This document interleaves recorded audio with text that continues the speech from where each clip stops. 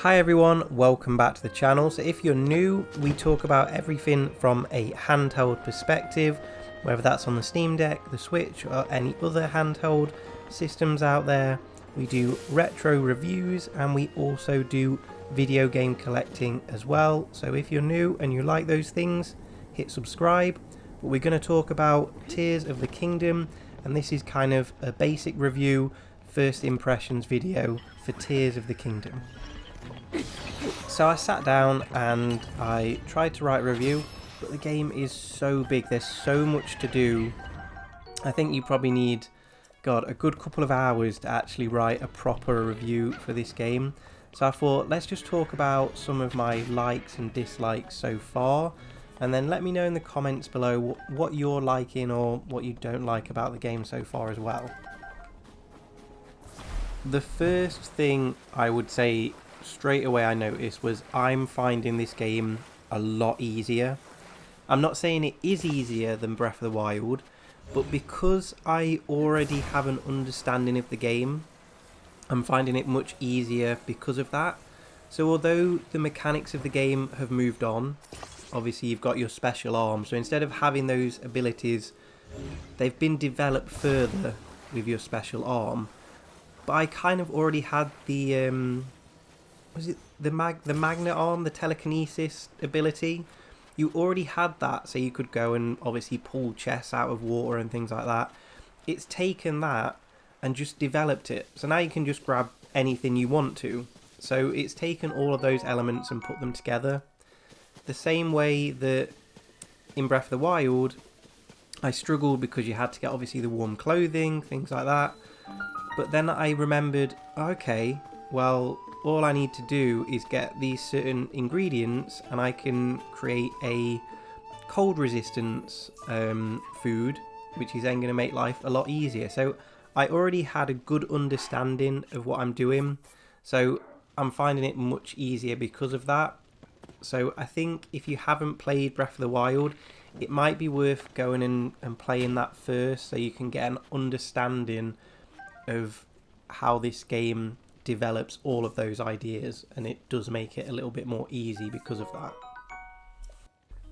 In my Breath of the Wild video, I talked about how there wasn't crafting, and we really must have crafting for the next game, which they've done. They've created this this fuse thing, and obviously instead of now having to build a fire, get an arrow, put the arrow in the fire to get your fire arrows that you could do as a workaround in Breath of the Wild, in this game now you select your fire fruit, fuse it with your arrow, or when you're pulling back your arrow, go to attach, fuse it with your fire fruit. Bob's your uncle, you've got fire arrows. You do that with obviously your bomb plants. You can stick horns on your arrows. You can do it with your shields. You can do it with everything. I never expected them to develop the crafting idea and take it as far as they've taken it. I mean, I've only done it, well, I say I've only done it, I've done it about 30 times with 30 odd different things, and that's probably just like 1% of everything that you can fuse together. So super excited to see, what kind of combinations I can create with weapons later on down the line.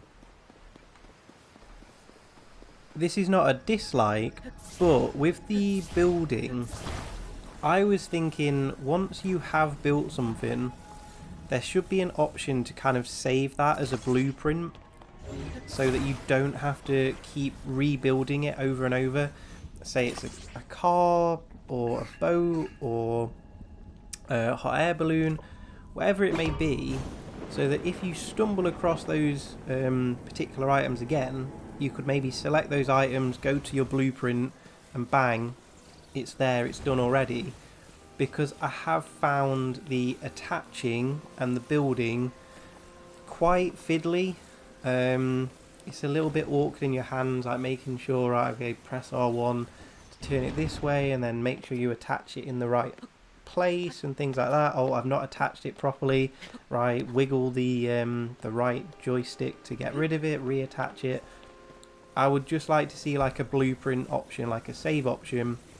You've built it, okay, that's done. Don't need to worry about having to remake that for the 500th time, because I'd imagine once you've been playing this game a couple of 100 hours and you're making a boat over and over again, imagine it gets a bit frustrating. The last point's a bit of a strange one, but because they've developed the ideas of Breath of the Wild so much and the game has improved like 100%, Breath of the Wild was awesome and they've made it even more awesomer, if that's a word. It kind of feels like you're saying goodbye to Breath of the Wild. It's sort of like, I can't imagine going back and playing Breath of the Wild because there's loads of stuff, there's loads of features like missing. It's like, I don't want to go back to like having to do workarounds for crafting and having to do all that. It's like, I'm just going to play this. So it kind of feels a little bit sad because they've developed and improved Breath of the Wild so much that, yeah, it's almost like you're saying goodbye to it. So it will be interesting if, you know, Nintendo love a remake, they love to remaster in, you know, 10 years time, and they say remaster Breath of the Wild. Would they put all of these Tears of the Kingdom ideas into Breath of the Wild? It's going to be really interesting, but yeah, they have improved a game that was near perfect and created something really, really, really special. That's everything from me, so just more of a casual chat about the game rather than a review. Hope you've enjoyed it. Let me know your opinions below. Let me know how you're getting on with it. Let me know what you've made, because I'm excited to just get back playing it. So if you've enjoyed it, hit subscribe. If you like retro reviews, if you like video game hunting, if you like handheld gaming, hit subscribe as well. Thank you so much, and I look forward to seeing you in the next video. Take care everyone. Thank you guys.